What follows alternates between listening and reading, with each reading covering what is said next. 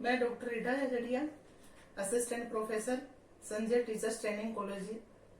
आज हम आधुनिकीकरण पे चर्चा करेंगे। सबसे पहले हम आधुनिकीकरण का अर्थ समझेंगे। वर्तमान संदर्भों में हम दो शब्दों का प्रयोग प्राय बहुत अधिक करते हैं।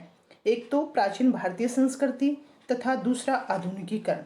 शाब्दिक रूप से इस संप्रत्यय को समझने से यह स्पष्ट हो जाएगा कि मॉडर्नाइजेशन अंग्रेजी भाषा का शब्द है जिसका हिंदी रूपांतरण आधुनिकीकरण होता है। अंग्रेजी भाषा के मॉडर्न शब्द की उत्पत्ति लैटिन भाषा के मोडो शब्द से हुई है। इसी शब्द को आधार मानकर समाजशास्त्रियों द्वारा आधुनिकीकरण, आधुनिकता, आधुनिकतावाद आदि शब्दों का विकास किया है और ये शब्द किसी न किसी रूप में प्रचलित हैं। आधुनिकीकरण का संप्रत्यय समझने के लिए कुछ मैं आपको डेफिनेशन बता रही हूँ। कोठारी आयोग के अनुसार आधुनिक समाज को निम्नांकित शब्दों द्वारा स्पष्ट किया है। आधुनिक समाज की प्रमुख विशेषता आधुनिकतम, वैज्ञानिक तथा तकनीकी ज्ञान के साथ अनुकूलन है। W.B. मूर के अनुसार आधुनिकीकरण एक क्रांतिकारी परिवर्तन है जो एक परंपरागत या पूर्व आधुनिक समाज को पश्चिमी विश्व के विकसित, आर्थिक रूप से संपन्न और अपेक्षाकृत राजनीतिक रूप से स्थिरता वाले देशों की तकनीकी और संबद्ध सामाजिक संगठन के प्रकारों की ओर ले जाता है। अतः इन परिभाषाओं को देखते हुए इससे यह निष्कर्ष निकलता है कि आधुनिकीकरण की प्रक्रिया सामाजिक जीवन के प्रत्येक क्षेत्र को प्रभावित करती है। अब हम आगे देखेंगे कि आधुनिकीकरण की प्रक्रिया में शिक्षा का क्या योगदान है। सबसे पहले हम बात करते हैं कि आधुनिकीकरण की प्रक्रिया में शिक्षा का योगदान में यह परिवर्तन स्वीकार करने के लिए मानसिक तैयारी। सर्वप्रथम शिक्षा समाज को मानसिक रूप से तैयार करती है जिससे समाज के सदस्य आधुनिकीकरण को स्वीकार करने के लिए तैयार होते हैं। आधुनिकीकरण की प्रक्रिया में ज्ञान एवं शिक्षक की भूमिका सबसे महत्वपूर्ण होती है।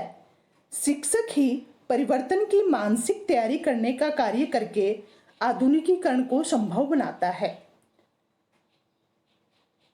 दूसरा है संकुचित मानसिकता दूर करने के लिए व्यक्ति की मानसिकता में मुक्तता लाना शिक्षा का कार्य है। भारत सदियों से गुलामी की जंजीरों में जकड़ा रहा। परिमाणतः अस्तित्व को बनाए रखने के लिए भारतीय समाज वर्ण व्यवस्था को छोड़कर जाति व्यवस्था पर आ गया। जाति में भी उपजातियों का जाल बिछा हुआ है। स्वतंत्रता प्राप्ति के पश्चात इस संकीर्णता को समाप्त करना आवश्यक समझा गया। संविधान द्वारा इसे समाप्त करने की घोषणा की गई तथा कई प्रकार के प्रावधान भी किए गए। इस कार्य हेतु विद्यालयों में पाठ्यक्रम में शासन की नीतियों में परिवर्तन किया गया। अतः शिक्षा से समाज में व्याप्त संकीर्णता, कुरीतियां आदि समाप्त होती हैं और समाज आधुनिकीकरण को स्वीकार कर लेता है। तीसरी बात, विश्व को ज्ञान प्रदान करने के लिए अर्थात विश्व का ज्ञान शिक्षा से ही दिया जाता है। विश्व की जानकारी दृष्टिकोण विस्तृत करता है। मानव एक अनुकरणीय प्राणी है अर्थात मानव है वो अनुकरण करके चलता है। जो बात समाज या व्यक्ति के लिए उपयोगी होती है मानव उसे ग्रहण कर लेता है और जो अनुपयोगी होती है उसे त्याग देता है। अंग्रेजी शिक्षा के प्रचार एवं प्रसार से भारतीय विदेशी साहित्य के संपर्क में आए आवागमन के दूरगामी साधनों ने दूरियां समाप्त कर विश्व को घर आंगन जैसा बना दिया। विज्ञान तकनीकी विकास द्वारा आधुनिकीकरण की प्रक्रिया में भौतिक पक्ष में विज्ञान एवं तकनीकी का विकास होता है। हम सभी जानते हैं कि शिक्षा के द्वारा ही विज्ञान एवं तकनीकी का विकास संभव है। वैज्ञानिक आविष्कारों ने मानव के अभावों को लगभग समाप्त कर दिया है। मानव ने नवीन प्रौद्योगिकी का सहारा लेकर नक्षत्रों पर विजय प्राप्त कर ली है। चिकित्सा, यातायात, संदेश एवं संचार, कृषि, शिक्षा आदि के क्षेत्र में नवीन कीर्तिमान स्थापित किए हैं।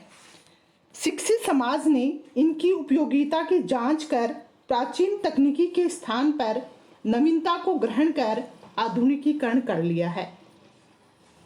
नेक्स्ट, जो शिक्षा के योगदान की हम बात कर रहे हैं, ये हमारे सामाजिकीकरण में भी सहायता करती है। अर्थात शिक्षा सामाजिकरण की प्रक्रिया में आधुनिकीकरण को समन्वित कर यह कार्य सरलता से पूर्ण करती है।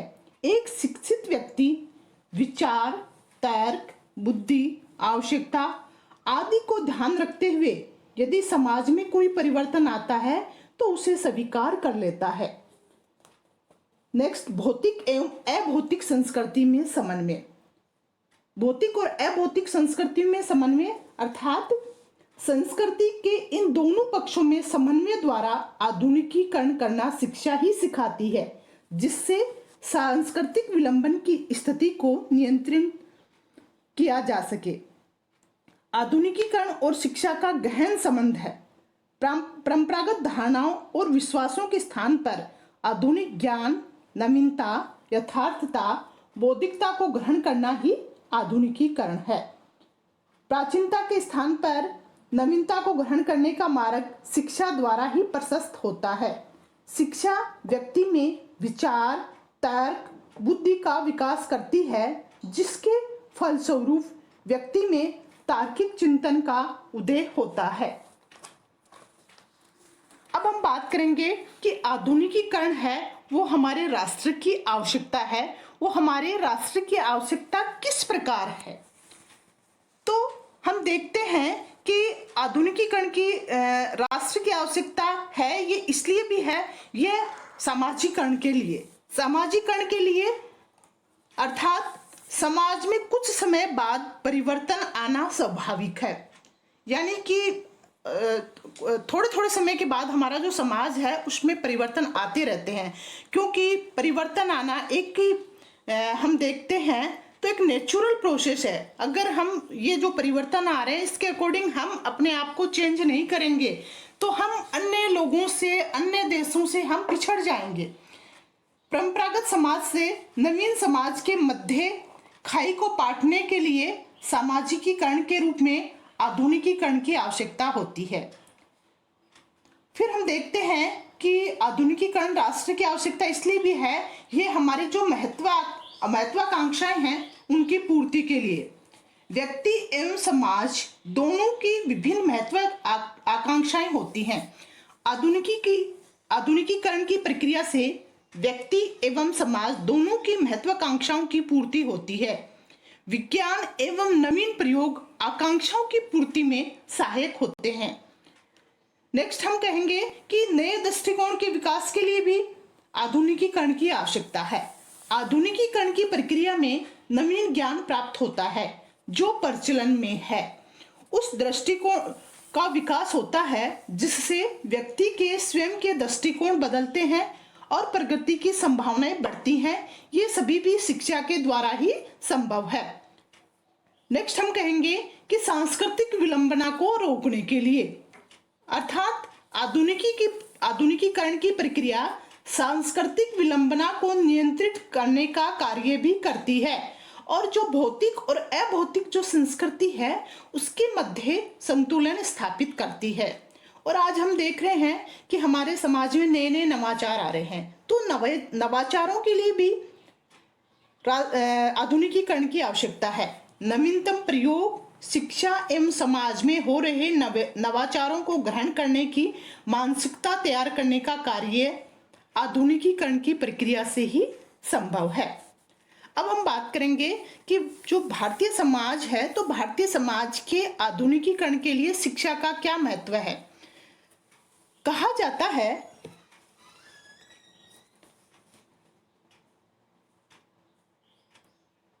पढ़ा लिखा होना आधुनिक होने की पहली शर्त है। इससे यह स्पष्ट होता है कि आधुनिकीकरण की प्रक्रिया में शिक्षा की महत्वपूर्ण भूमिका होती है तथा आवश्यक होती है। सबसे पहले हम बात करते हैं वैज्ञानिक एवं तकनीकी विकास। शिक्षा द्वारा ही समाज में वैज्ञानिक एवं तकनीकी विकास होना संभव होता है। वैज्ञानिक एवं तकनीकी विकास आधुनिकीकरण की प्रक्रिया के लिए पहली आवश्यकता है। अगर दूसरी आवश्यकता की हम बात करते हैं तो नवीन मूल्यों का सर्जन। नवीन मूल्यों का सर्जन से तात्पर्य है कि शिक्षा का कार्य नवीन मूल्यों का सर्जन करना तथा परंपरागत की रक्षा करना है। नवीन मूल्यों के सर्जन द्वारा शिक्षा आधुनिकीकरण की प्रक्रिया को गति प्रदान करता है। वैचारिक मौलिकता से आधुनिकीकरण है वो तीव्र होता है। नेक्स्ट जो हम इसकी बात करेंगे कि आवश्यकता क्यों है, तो संतुलन स्थापित करने के लिए भी आवश्यकता होती है। वो कैसे? शिक्षा का कार्य आधुनिकीकरण की प्रक्रिया को संतुलित रूप प्रदान करने का है। आधुनिकीकरण सामाजिक संरचना का स्वरूप न बिगाड़ दे, यह हमें ध्यान रखना चाहिए। नेक्स्ट हम आवश्यकता की बात करते हैं तो इसकी आवश्यकता इसलिए भी है सामाजिक परिवर्तन को नियंत्रित करना। आज हम देख रहे हैं हमारे समाज में नए नए परिवर्तन हो रहे हैं।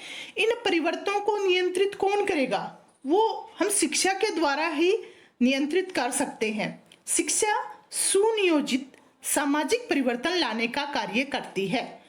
आधुनिकीकरण की प्रक्रिया से अनियंत्रित परिवर्तन होकर पश्चिमीकरण न हो, इस पक्ष को शिक्षा द्वारा ही नियंत्रित किया जा सकता है। एक आवश्यकता इसलिए भी है कि हम अन्य सभ्यताओं एवं संस्कृति का ज्ञान देने के लिए हम आज देखते हैं कि हमारा जो भारतीय समाज है, भारतीय समाज में अनेक प्रकार की संस्कृति है, अनेक प्रकार की सभ्यताएं हैं। तो आधुनिकीकरण की प्रक्रिया के लिए हमें विश्व की अन्य संस्कृतियों एवं सभ्यताओं की जानकारी भी होनी चाहिए। शिक्षा द्वारा यह कार्य ज्ञान प्रदान शिक्षा के द्वारा इस कार्य का ज्ञान प्रदान किया जाता है, जिससे विस्तृत दृष्टिकोण का विकास होता है।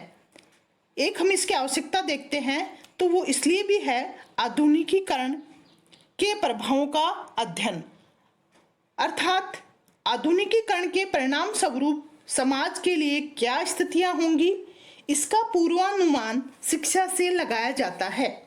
आधुनिकीकरण के फलस्वरूप सकारात्मक या नकारात्मक प्रभाव समाज पर पड़ने की संभावना से समाज